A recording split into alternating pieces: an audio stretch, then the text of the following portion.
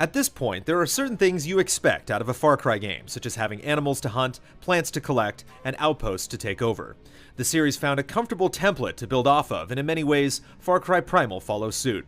At the same time, Primal isn't just a prehistoric skin of something you've already played. The ways in which Primal deviates from its predecessors are exciting, unexpected, and invigorating. While it's still difficult to tell how deep that rabbit hole goes, our recent 4-hour hands-on demo makes us more interested in the game than we've ever been. Here are a few of the things that stand out.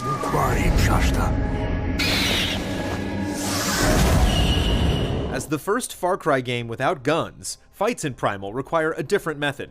Since arrows, spears, and clubs are limited by the resources you collect, it's important to not only choose fights carefully, but to make sure you take an efficient approach. Primal also allows for creative solutions since you can't just blow everyone away. It may be better to scare off a pack of wolves with a flaming club than to take them on directly. Primal feels most different when your back is against the wall. Sometimes, the best way to deal with a screaming barbarian charging straight at you is to beat in his head before he crushes yours. Weapons have a convincing weight to them that makes clubbing someone to death especially savage. True to its name, the game forces a very instinctive reaction when all other options are out the window. Early on, you learn how to tame beasts, which greatly affects your capabilities both in and out of combat.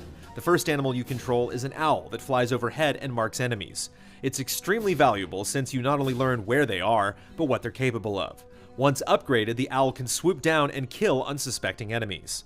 Silently taking out a threat from far away is powerful, but investing in that skill means you're not improving other aspects of your character, such as their ability to gather resources or craft better clothing for withstanding the bitter cold. From what we've seen so far, Primal does a solid job of showing you why all of its various skills matter, offering plenty of incentive to earn as much experience as possible.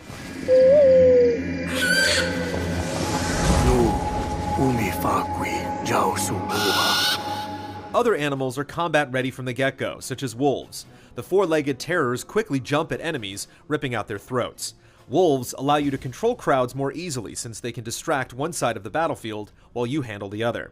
Surprisingly, they don't feel too strong since you get substantially less experience for killing enemies than if it's done by your own hands. Also, wolves are fairly fragile, and if they get overwhelmed by large groups, they'll get killed quickly. Primal lets you tame even more ferocious animals later on, such as jaguars and bears.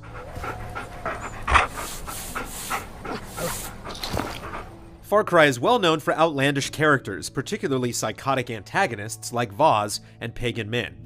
Primal features characters that share many similarities, but they're also a more constant presence, and they do a better job of reinforcing the world the game presents. One of the first major characters encountered is Sayla, a gatherer that collects the ears of her enemies and wears them around her neck. She's haunted by visions of her village being slaughtered by a cannibalistic tribe known as the Udam.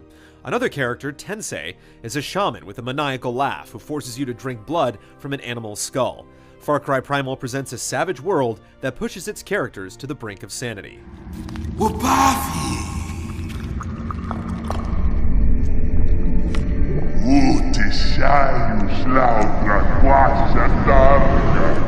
Like any Far Cry game, opening the map in Primal shows that there's plenty for you to dart off and do, but it's what happens between those marked locations that's interesting. On the way to the next objective, you may encounter a kidnapped tribesman that needs saving, or run into a pack of hungry wolves as you're hunting deer. These moments feel natural and help make the world seem like more than just a series of tasks. It's almost as if the game wants to divert your attention from whatever you're doing, telling you that it's okay to get swept away.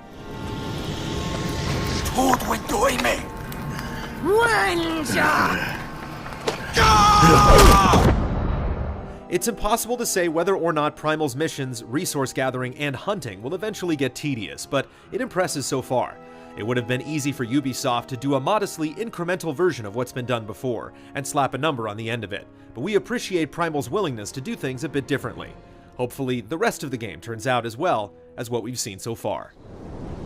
Ahatra. Guama. Guama.